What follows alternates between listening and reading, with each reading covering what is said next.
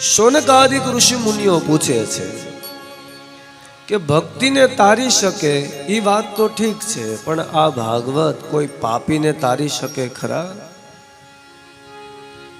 સૂત નામના પુરાણી કહે છે કે હા, બહુ સહજતાથી સાંભળો, હું આપને એક વાત કહું છું. તુંગભદ્રા નદીના કિનારે એક આત્મદેવ નામનો બ્રાહ્મણ રહે છે. પૂજા પાઠ, નિત્ય વેદ પઠન તેની પત્ની છે જેનું નામ ધુંધુલી છે. પતિ ધર્મવાન છે ને પત્ની કંકાસ પ્રિય છે. કુદરતે જોડા બધા આવા જ બનાવ્યા છે. તમે જોજો, એક ધર્મમાં માને તો બીજો કંકાસમાં માને, એક ધર્મના માર્ગે બીજો ના પાડવાના માર્ગે, આવા જોડા હોય આપણે ત્યાં. અહીંયા બરાબર પરિસ્થિતિ એવી છે. કેવી? તો કે આત્મદેવ ધર્મવાન છે અને બીજી બાજુ ધુંધુલી તે કંકાસ પ્રિય સ્ત્રી છે. આ કંકાસ તો સહન થાય છે, પણ આત્મદેવ પાસે એક બીજું દુઃખ છે જેનું નામ તો કે ઘરમાં સંતાન નથી. બીજું દુઃખ, સંતાન પ્રાપ્તિ માટે થઈને યત્નો કરે પણ થાકી જાય એટલે આત્મહત્યાનો વિચાર કરે. સંસાર મેણા ટોણા માળે સંભળાતા નથી, માટે કામ કરું શું, આત્મહત્યા કરી લઉં. આત્મદેવ આત્મહત્યા કરવા માટે થઈને જ્યાં સરોવરમાં નદીમાં પડવા જાય અને ત્યાં એક સંતની દ્રષ્ટિ જાય છે. સંતની દ્રષ્ટિની ખાલી તમે તાકાત જુઓ. સાધુ જુએ છે, મરવા પડેલો છે અને મરેલાની ઉપર ખાલી સંત દ્રષ્ટિ કરે, ત્યાં કેટલો ફરક પડે. પ્રશ્ન પૂછ્યો, ભાઈ મરવું છે શું કામ? તો કે સંતાન નથી. સંત રાજી થઈ ગયા. ઓ, હું વાત કરે છો, સંતાન નથી? બહુ સારી વાત કહેવાય. દીકરો ન હોય તો બહુ સારી વાત કહેવાય. ભજનનો સમય આપ્યો છે તને ભગવાને. અરે બાપજી, એ તો તમે સંન્યાસ લઈ લીધો છે ને એટલે તમને એવું લાગે છે. સંસારી માટે તો સંતાન હોવું આવશ્યક છે.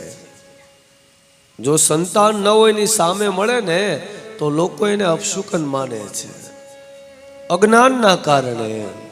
એના એ જ સંસારીઓ પાછી પૂજા વિષ્ણુની કરે છે. તમે જુઓ, વિષ્ણુને ત્યાં એક પણ સંતાન નથી. લક્ષ્મી અને નારાયણનું એક પણ સંતાન જગતમાં છે નહીં. પૂજા એની કરવાની, પણ જો કોઈ સંતાન વગરનું હામું મળે તો એને અપશુકન માંગવાનું, સમજી લેવાનું હું અજ્ઞાનનો જથ્થો ભેગો થઈ ગયેલો છે. આત્મદેવ વિચાર કરે, મરવા સિવાય બીજો ઉપાય નથી. ને સંત કહે છે કે ઓહો, ભગવાને કૃપા કરી છે તારી ઉપર. દીકરો નથી તો ભજન કર. આત્મદેવ કહે છે કે ભજન કરવું એ વાત તો ઠીક છે, પણ સંસારના મેણા ટોણા સંભળાતા નથી, માટે જીવન ટૂંકાવી દેવું છે. સંત વિચારે કે મારા નયનની સામે જો એક જીવ પોતાનો શ્વાસ ટૂંકાવે તો એનું પાપ થોડું ઘણું મને લાગે, મારાથી એવું થવા ન દેવાય. જોડીમાંથી ફળ કાઢી અને આત્મદેવને આપે છે. લે, તારી પત્નીને ખવડાવજે, જા, સમયાંતરે તારા ઘરની અંદર સંતાનનો જન્મ થશે. આ વાત સાંભળી આત્મદેવ રાજી થયો. ફળ લાવે, પત્નીને આપે. પત્ની ખાતી નથી, તર્ક વિતર્ક વાળી બુદ્ધિ છે, એટલા માટે આંગણામાં બાંધેલી ગાય છે ને ફળ ખવડાવી દે છે. અને બીજી બાજુ આત્મદેવના સંતોષ માટે થઈ એની પોતાની સગી બહેન હારે કરાર કરે છે. આત્મદેવ સાવ ભોળો બ્રાહ્મણ છે. ધુંધુલીની બહેન છે તે આવીને એવી વાત કરે છે કે હું સગર્ભા છું, મારા પેટમાં એક બાળક છે. આ બાળક જન્મે એટલે હું તને આપી દઉં. તારે સંતાનની કમી છે ને મારે ધનની કમી છે, તું મને ધન આપી દેજે. વ્યવહાર સચવાઈ ગયો. સમયાંતરે એની બહેનને ત્યાં બાળક થાય. આત્મદેવને ધુંધુલી ભોળવે ને એવું કહે છે કે મેં બાળકને જન્મ આપ્યો છે. આત્મદેવ ખૂબ રાજી થયા છે. બીજી બાજુ આંગણામાં ગાય બાંધેલી છે, એને પણ વાછરડાને જન્મ આપે, બાળકને જન્મ આપે. ખાલી કાન છે તે ગાય જેવા છે, રૂપ તે માનવ જેવું, શરીર માનવ જેવું છે. આ બાળક મહાજ્ઞાની ગૌકર્ણ તેનું નામ પડ્યું અને પેલું બાળક ધુંધુલીની બેન જેને જન્મ આપે છે તે ધુંધુકારી મહાખલ થયો. પરિણામે માત પિતા દુખી થયા. જેવા સંતાન હોય એ પ્રમાણે મા બાપ સચવાય. તમે જોજો,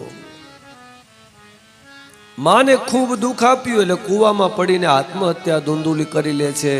એના પોતાના જ કર્મનું ફળ છે. ધન ખૂટવાને કારણે એકવાર આત્મદેવને પાટું મારે. આત્મદેવ નક્કી કરે સંસાર છોડી દેવાય, જંગલમાં જાઓ. આત્મદેવ પહેલા પણ જંગલમાં ગયા હતા અને પછી પણ જંગલમાં ગયા. બેમાં ખાલી ક્રિયાનો ભેદ છે. પહેલી વાર ગયા ત્યારે એવું છે કે આત્મહત્યા કરી લઉં, ઓહો દીકરો જોઈએ છે. બીજી વાર ગયા ત્યારે હું હવે ભજન કરવું છે, દીકરાની જરૂર નથી, કારણ કે દીકરો જેવો છે.